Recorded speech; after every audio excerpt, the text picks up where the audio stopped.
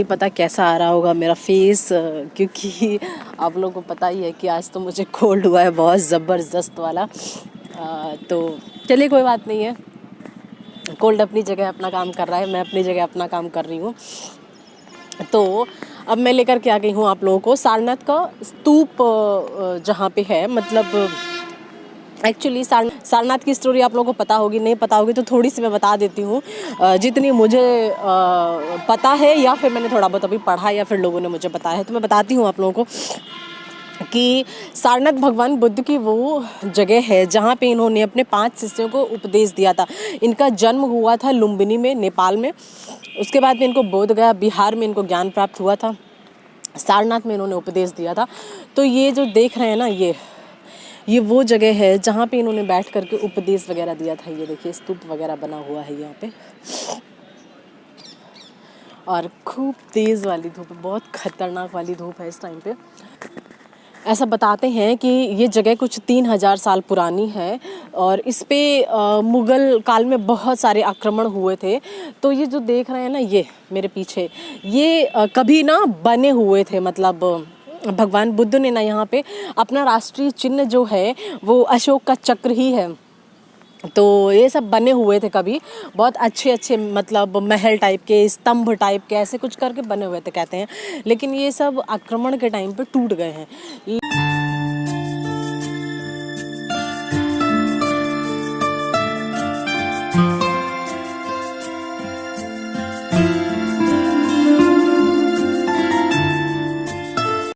तो कहते हैं मुग़ल काल में बहुत सारे आक्रमण हुए थे यहाँ पर, जिसकी वजह से इन सब का नामो निशान भी ख़त्म हो गया था। लेकिन फिर जो सम्राट अशोक हैं वो आए और उन्होंने फिर इसकी खुदाई वगैरह करवाई, तो जा करके बौद्ध, मतलब बुद्ध भगवान के अवशेष मिले थे, उनके बहुत सारे अवशेष मिले थे, या फिर उन्होंने जो पूजा वगैरह की थी या जो उपदेश दिया था उस तरह से उनकी बहुत सारी चीज़ें मिली थी।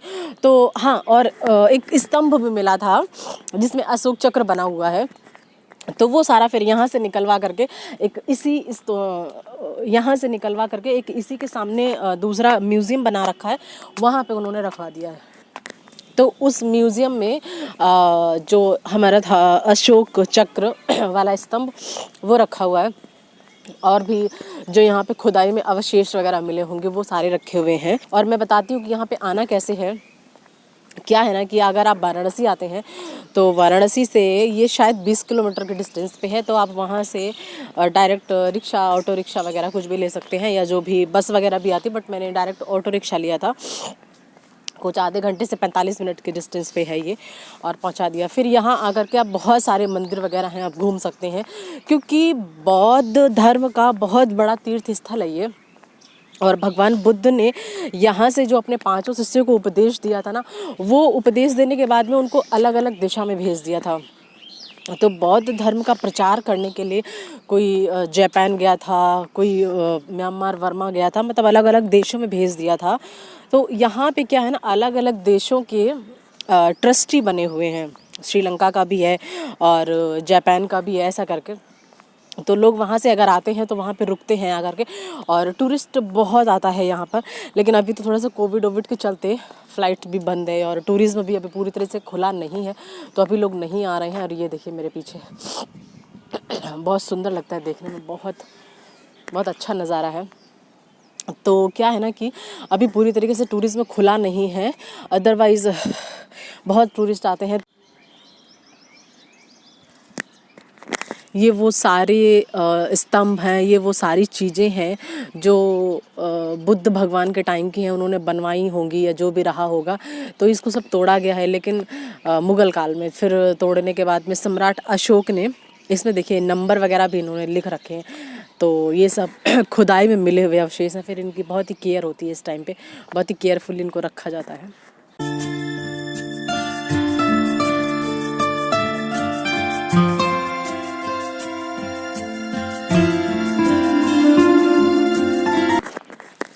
ये देखिए मेरे पीछे बहुत ही बड़ा है, और ऐसे टोटल जो कहते हैं कि ये सारनाथ में बौद्ध धर्म जो फैला हुआ है टोटल, वो लगभग 20 किलोमीटर में फैला हुआ है, टोटल पूरे सारनाथ में फैला हुआ है।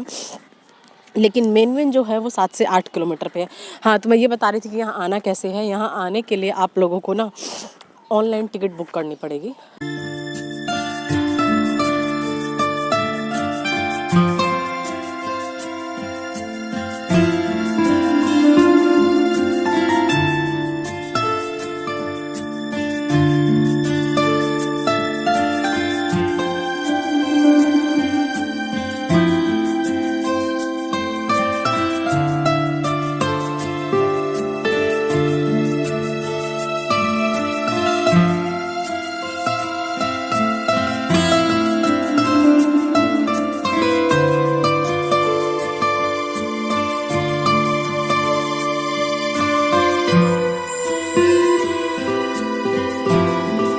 बहुत बड़ा है, तो मैंने सोचा थोड़ा सा ना खड़े होकर के बात ही कर लेते हैं, आप लोगों से थोड़ा सा रेस्ट कर लेते हैं।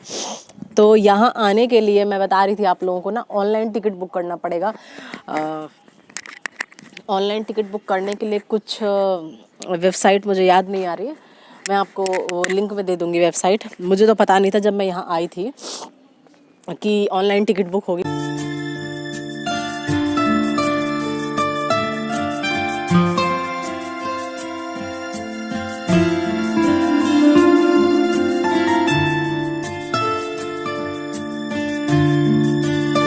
तो आपको ऑनलाइन टिकट लेना पड़ेगा, जिसके लिए आप लोगों को मैं ना वेबसाइट का लिंक मैं डिस्क्रिप्शन में दे दूँगी कि आप कौन सी वेबसाइट से ऑनलाइन टिकट ले सकते हैं।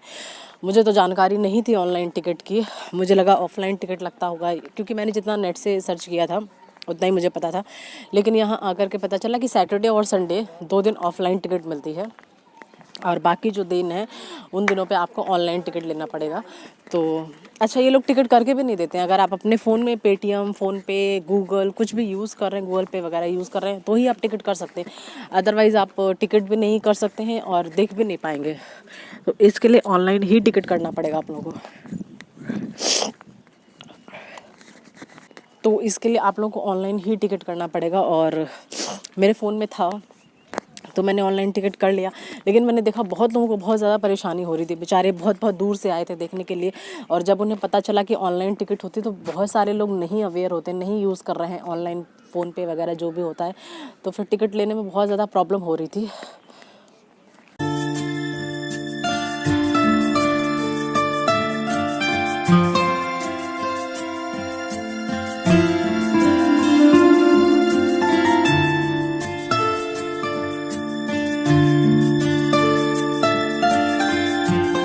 ये देखिए, ये सब भगवान बुद्ध के टाइम के बने हुए हैं, जिनको मतलब एकदम डिस्ट्रॉय कर दिया गया है बहुत बुरी तरीके से, लेकिन फिर भी ये सब आज संभाल के रखे हुए हैं और हम लोगों को देखने के काम आते हैं। मतलब हम लोगों को देखने के लिए एक बहुत अच्छा तीर्थ स्थल बना हुआ है ये।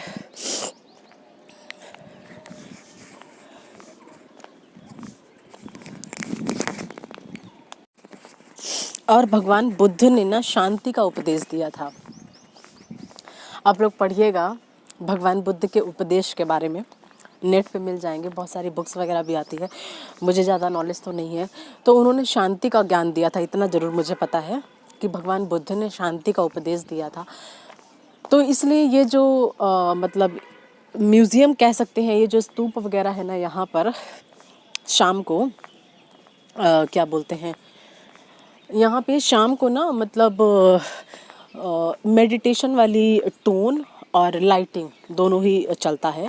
मेडिटेशन वाली धुन और लाइटिंग चलती है, जो कि मतलब मोदी और योगी जी की वजह से ये वाली फैसिलिटीज़ अभी से शुरू हुई है, पहले ऐसा नहीं था कहते हैं।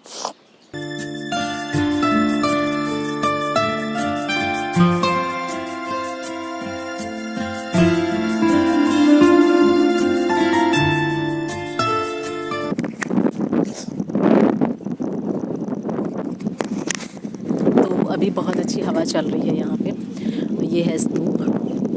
तो अभी यहाँ पे मैं बैठ गई हूँ, क्योंकि जनरली इतना बड़ा है, बहुत बड़ा है, मुझे किलोमीटर तो नहीं पता कि कितना बड़ा है, तो उतने बड़े होने के बाद भी थोड़ा सा जाती है, तो फिर यहाँ लोग बैठ जाते हैं। तो मैं बता रही थी आप लोगों को कि ऑनलाइन जो टिकट है उसका, जो ऑनलाइन टिकट है सिर्फ विजिटिंग का, उसको चार्ज है 20 रुपीज़।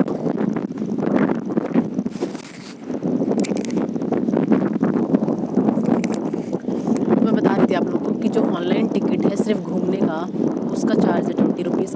और जो शाम को मेडिटेशन का धुन और लाइटिंग वाइटिंग जो भी चलता है यहाँ पर, उसका चार्ज है 250 रुपीज़। और सारी को ना आप ऑनलाइन ही बुक करोगे, ऑफलाइन का कोई सिस्टम नहीं है। ऑफलाइन का सिर्फ 2 दिन का सिस्टम है, सैटरडे और संडे, क्योंकि सैटरडे और संडे थोड़ा सा भीड़ ज़्यादा रहती है, लोग ज़्यादा आते हैं देखने के लिए, तो शायद इसलिए उसको सैटरडे संडे ऑफलाइन कर रखा होगा। लेकिन ऐसे आप ऑनलाइन ही टिकट बुक कर सकते हैं।